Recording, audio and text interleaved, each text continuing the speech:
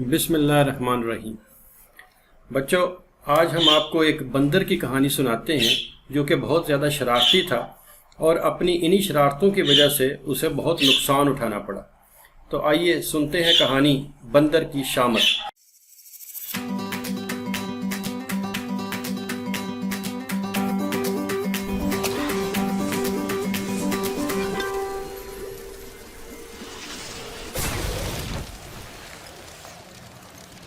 एक दफ़ा का जिक्र है कि एक सौदागर ने अपने बाग में लकड़ी की एक इमारत बनाने के लिए बहुत से बढ़ई और मिस्त्रियों को मुलाजिम रखा।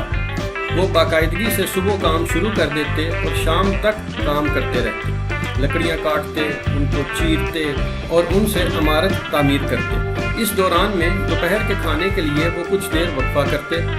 खाना खाने और आराम करने के बाद वो दोबारा शाम तक काम करते रहते। इसी तरह एक दिन जब वो दोपहर का खाना खाने और आराम करने के लिए गए तो बंदरों का एक गिरोह क्रीपी दरख्तों पर बैठा उनको देख रहा था। खाना खाने जाने से पहले एक मजदूर एक बड़ी सी लकड़ी को एक बड़ी सी आरी से काट रहा था।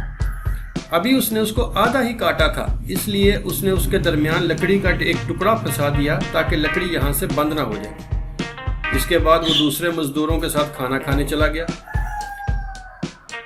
बंदरों ने जब मजदूरों को जाते देखा तो उछल कर दरख्तों से नीचे उतरे और भागते हुए बाग में घुस गए। वो इधर उधर उछलने कूदने लगे। इनमें एक बंदर ज्यादा शरारती था। उसको वो लकड़ी नजर आ गई जो आधी कटी हुई थी और उसके दरमियान लकड़ी का टुकड़ा फंसा हुआ था। वो उस लकड़ी पर चढ़ गया और उसके ऊपर बैठकर देखने लगा। देखते देखते उसने इस लकड़ी के टुकड़े को पकड़ा और उसे बाहर खींचना शुरू कर दिया। उसे काफी जोर लगाना पड़ा। पहले तो वो नाकाम रहा, फिर अचानक वो टुकड़ा बाहर निकल आया। नतीजे के तौर पर आधा कटा हुआ लकड़ी का टुकड़ा बंद हो गया और बंदर उसके अंदर फंस गया। उसके हाथ और पांव शदीद जख्मी हो गए।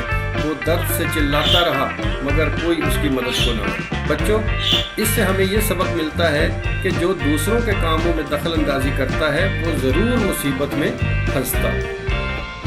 तो ये थी आज की कहानी। अगर आपको अच्छी लगी हो तो हमारे इस चैनल को सब्सक्राइब कीजिए और साथ लगा हुआ घंटी का बटन भी ज़रूर दबा दीजिए ताकि आप तक ऐसी अच्छी कहानियाँ जो है वो पहुँचती रहे, और इसको लाइक करना भूलिएगा नहीं।